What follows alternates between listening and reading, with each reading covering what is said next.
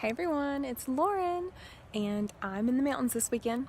Beautiful background, and thought I would do a quick post. This one is called When Jesus is Enough. When you go to the grocery store hungry, everything looks good. The junk food is very enticing, even if you may be intending to go get vegetables because you're so hungry. The same is true with dating. If you get too lonely or crave too much attention and you're not being filled up in the right ways that are healthy, then you'll settle for less than you deserve because it's there and it's convenient. 2 Corinthians 6:14 tells us not to be yoked with an unbeliever.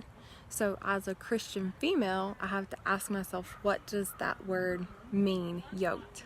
And how do you know? Because there are a lot of people that say they're believers that don't tend to live out their faith the same way that I do. Well, when Jesus is enough, I believe that he brings us clarity, because if we're not super hungry or super desperate, then we're more able to wait for the right things in the right ways.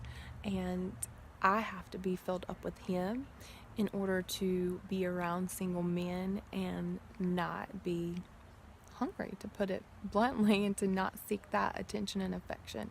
Sometimes I even have to pray that God would help me go to sleep to my desire for a family until he provides. So to tie it back together with the grocery store thing, basically I can't allow myself to be in a setting with a bunch of single men when I'm really craving attention.